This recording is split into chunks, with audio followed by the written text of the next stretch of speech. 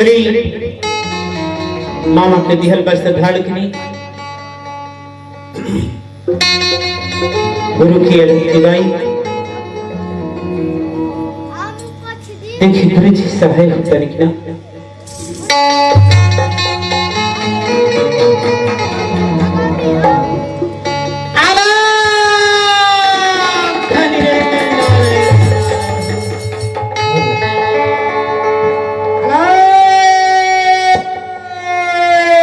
निरंजन चेला गुरुदेव ऐसा संकट मत करे। कितने अंधे रात के पुकार करते हो चेला। गुरुदेव कहियो चेला। मामा की वचन की पूरा करने के लिए हम शरदपुर के बिहार के लिए बनी गुरुदेव। आओ चेला, हाल ही में तुम अपने गाना करे हो चेला, तेरे सूरजपुर के प्यार रखते हो चेला।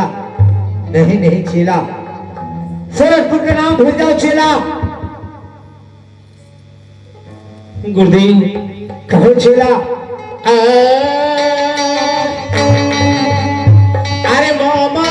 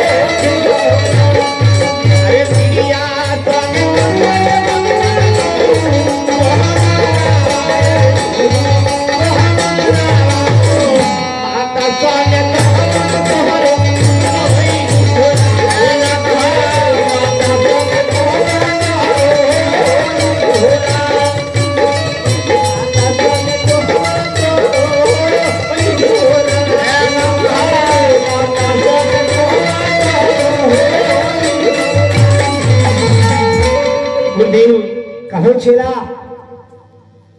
मामा पत्र में ही लिख के विदा के लेवा कि भगना भी जवार यदि अन्न खेवे तो गाय का मांस खेवे, पानी पीवे गाय का रुधिर पीवा। अगर ब्याही क्रिया के साथ सुहाग रात मनाते रहे एक बदले अपने माता सुनाने के साथ सुहाग रात। नहीं नहीं चेला, वचन तुम नहीं मान सकते हो चेला। तो जा सकते हो भाई चेला, सूरजपुर जाने में 5 बजट हमारा है चेला। गुरुदेव कहो चेला। आपकी कृपा रही तो सब दुख दूर हो जाएगी गुरुदेव। तो सुन लो चेला। आए चेला सुनो पता चला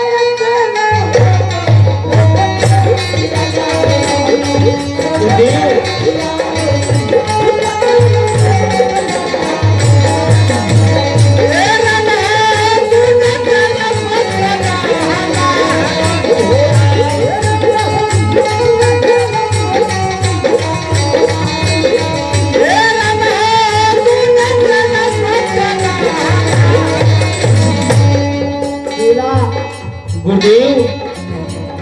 पहला शर्यत है चेला कि 12 बरिस बेअन जल के रहना पड़ेगा चेला।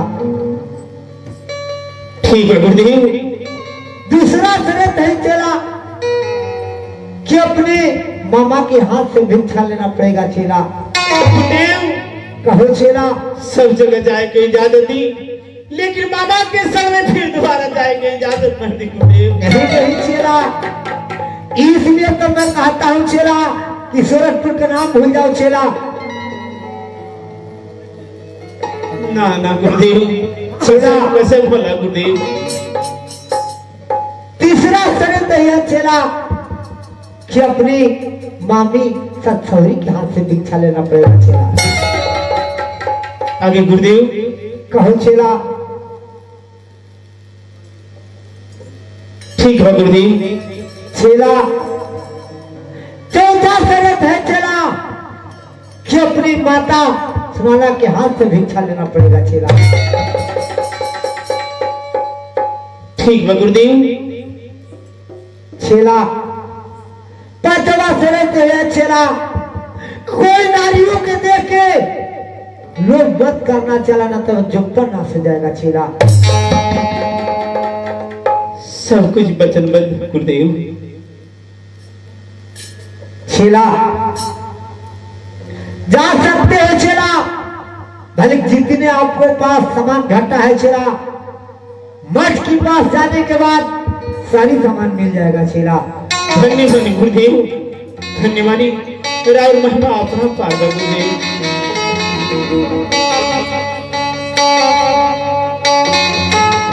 लेकिन आज्ञा की मानी, सबसे पहले मामा के दरबार में चली। देखिए मामा हमें के भिक्षा देते रहे, यह पहचानते रहे कि ना।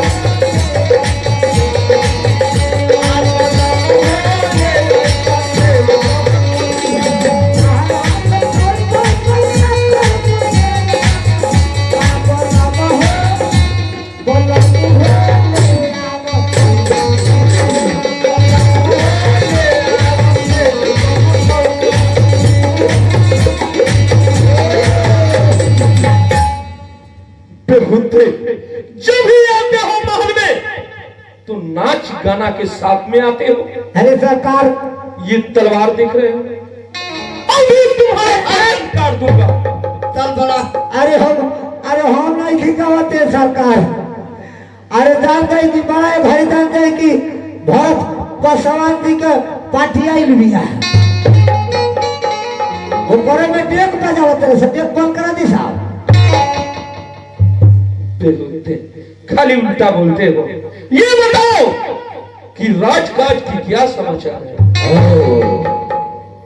भाई खुशी से कमल से राजकाज का दिन चलता है, बहता है, घटता भी नहीं है। हाँ, रोज रोज कहते हैं कि अचानक बारिश भइल बा, अचानक बारिश भइल बा कि जान है कि देश में भूरिये उड़ता है। इसलिए देश सरकार में भूकंप विरोधी मकान तैयार करा जाता है।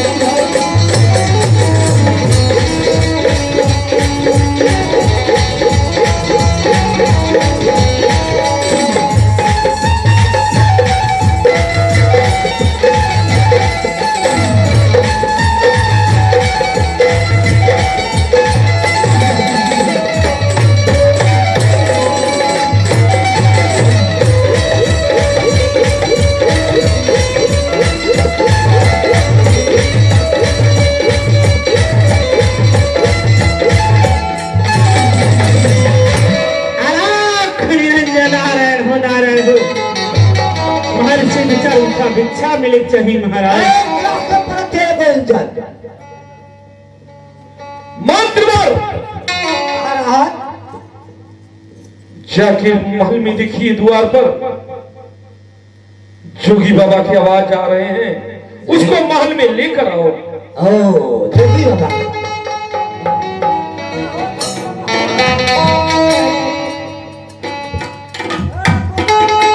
खुशी रहा, खुशी रहा, खुशी रहा। नारायण हो, नारायण हो, नारायण। ना रहो तो जल्दी वो होला में हेलो। अरे ना चला, जल्दी वो। अरे गुरु जी के नाम, नारायण जी के नाम जप कर ले। भगवान के नाम। हाँ, नारायण हो, नारायण हो। और नारी जब तले के अगर नारायण कहला बा, नारायण नारी में की बात पे बसवारी में। महल से दो चार मुठ्ठा हमके भिक्षा चाहिए। घबराई मत महाराज, बाबा घबराई मत, सामने खरावत है नहीं। महाराज कहिए मंत्रीवर। महाराज, गेट के पास इतना सुंदर एक जोगी बाबा बनी कि जोगी बाबा का सूरत देख के, वचन सुन के महाराज मेरा दिल करता कि आपको ड्यूटी छोड़ के आज जोगी बाबा का साथ जाएंगे।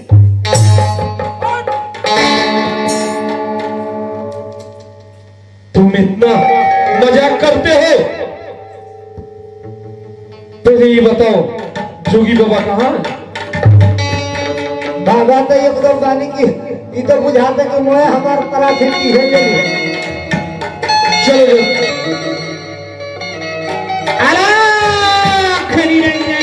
नारायण हो। राजा महल से जोगी फकीर के दो चार रुपया भिक्षा।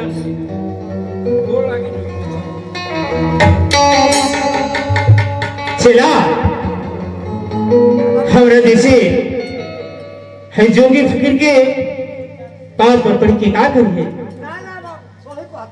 अच्छा ऋषि महर्षि जोगी किदा की साष्टांग प्रणाम करो, तहर मनोकामना पूरा होत।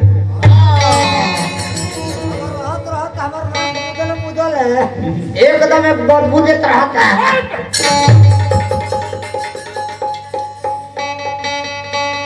जोगी बाबा, हाय नारायण हो नारायण हो।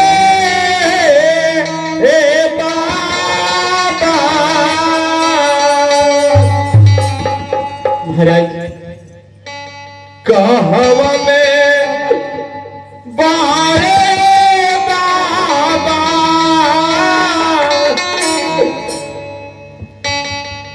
घारा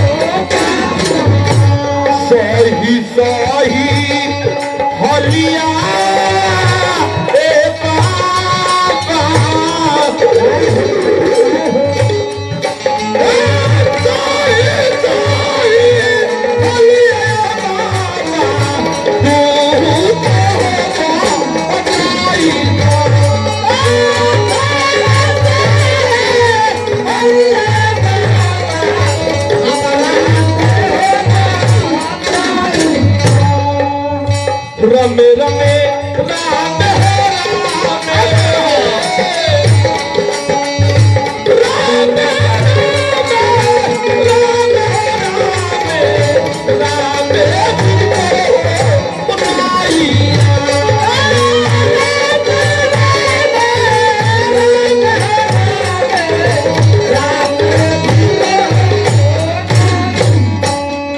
बाबा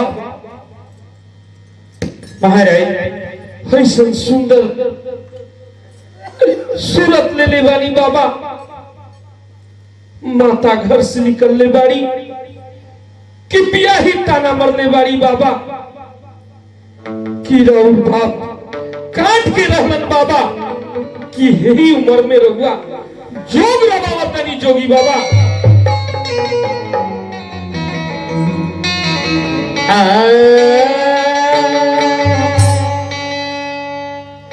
महाराज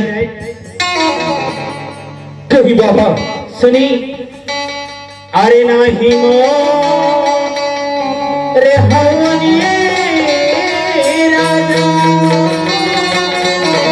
कही बाबा राजा अरे बाबा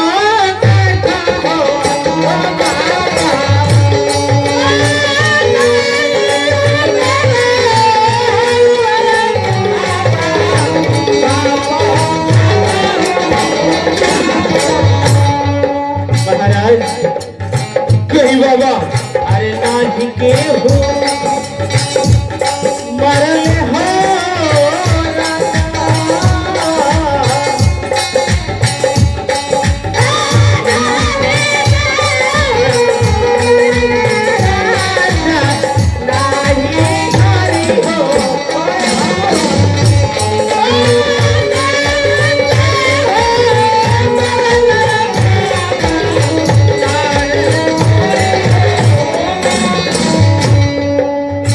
कौरव के लिखल राजा सही बाबा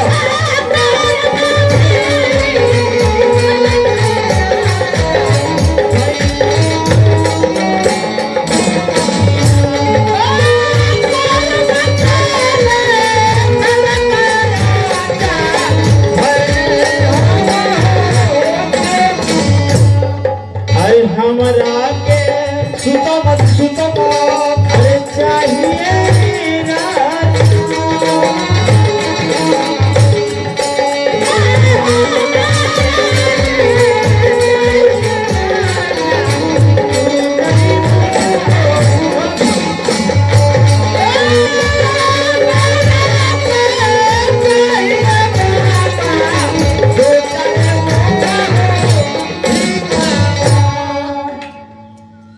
महाराज कही बाबा ना हमारे के उमर ले बना गाड़ी देले बना ब्याही क्रिया ता ना मरले बड़ी कर्म के अनुसार हम जोगी होवे पीठ के कारण भिक्षा मांगते हैं महाराज महल से चल उठा भिक्षा मिली चल बाबा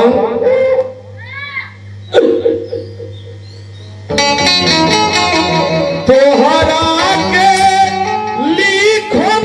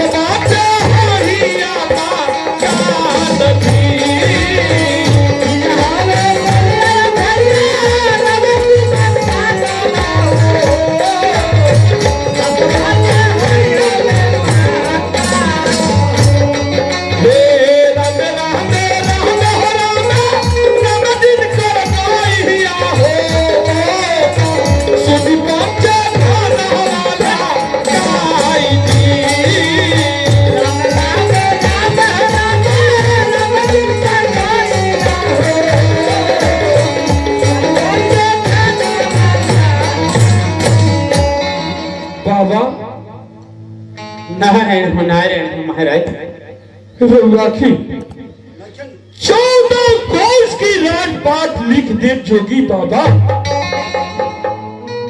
बैठल भैया रमई है जोगी बाबा नीर दूर दर्शन करब हमार जन्म सुफल होई जोगी बाबा नारायण सुना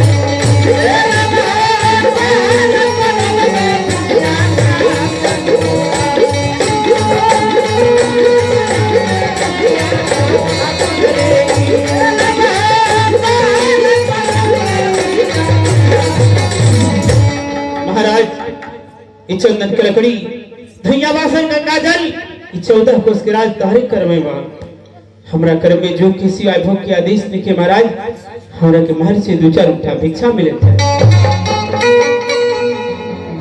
ठीक बा बाबा, जब रुआ ना मानो तो रुआ असर लगाई तब तक महल से भिक्षा लेके आओ। ठीक है महाराज, जल्दी जाएं, बहुत देर हो गई।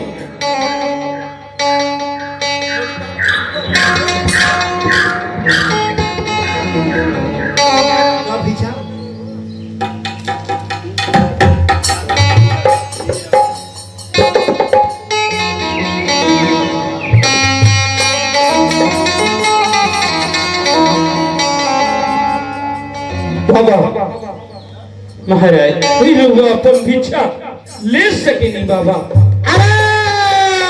निरंजन जय हो गुरु गोरखनाथ, जय गुरु मचंद्र।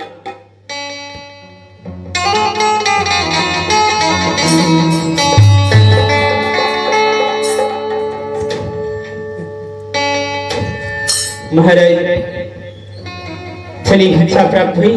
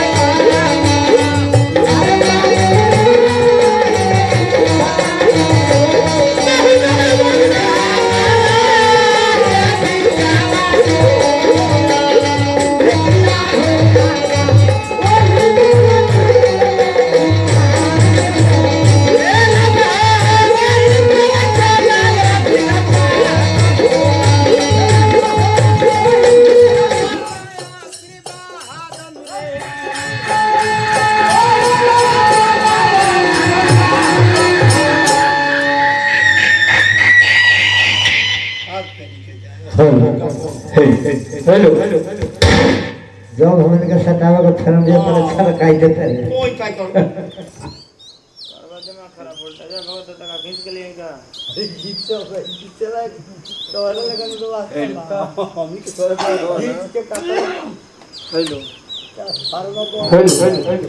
हेलो जी, हेलो हेलो हेलो जी, हेलो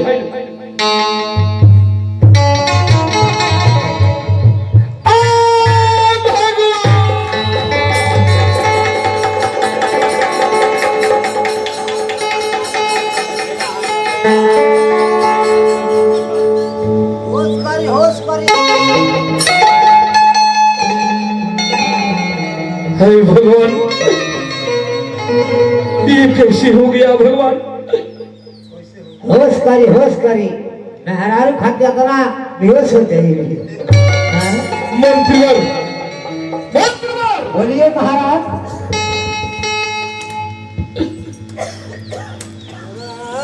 भगना दिलजुभार भगना, ये हमारा भगना है। अरे तो हम कहाँ कहते हैं कि जान घर के समाधि लोग को भगिना है। अरे भगना मामा ध्यान लगा के सुन लो भगना।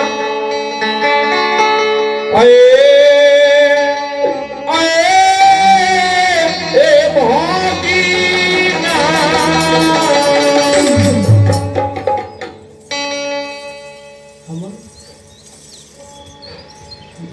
अरे हमारा तकमाया भगना तोरा,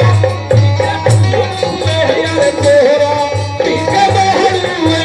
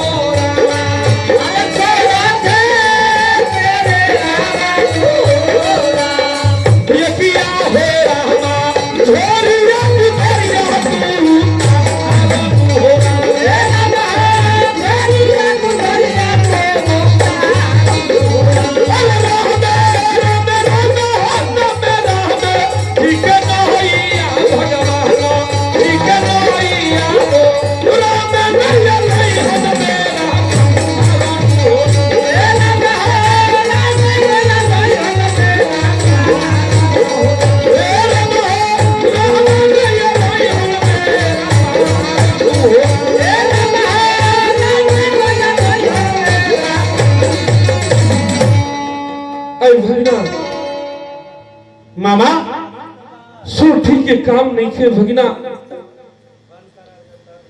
झोरी गुदरी तू उतार दो भगना, हमार बात मान जा भगना। सोठी के काम नहीं थे भगना। नहीं कहा उस समय के याद कर मामा, हाँ जब समय सोठी के वियोग में हमारा शरीर पर कोड़ा मार मार के सूरज पर जाए के बात कर दिया। आज कहतर की मजा मामा हो अरे तोहरो बहिनी आए मामा, अरे हमरो हमारी अनुहारा एकिया होए रामा बड़े बड़े कमर धान रे रामा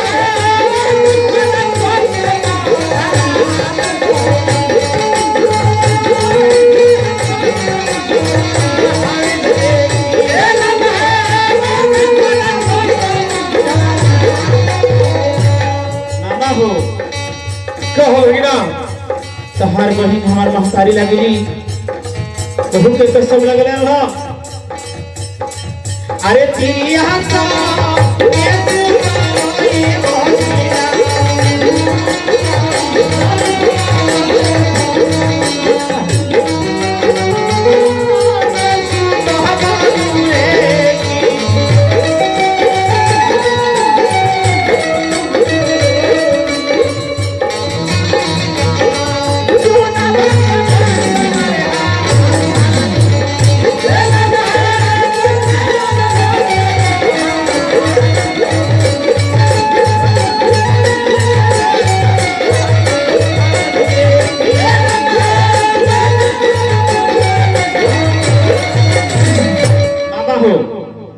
तहार बहिन हमर महतारी लगेली, ऊपर कसम रख ला कि भगना बिरजभार यदि ब्याही के साथ अगर सुहाग रात मनाओ तरह एक बदले अपने माता सुनैना के साथ सुहाग रात मनाओ।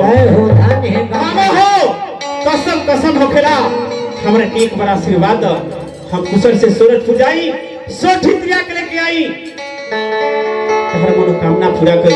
मामा अरे तो हकेली आई मामा, अरे 360 रोटियां तो हकेली आई मामा 360 रोटियां मामा 360 रोटियां तो हकेली आई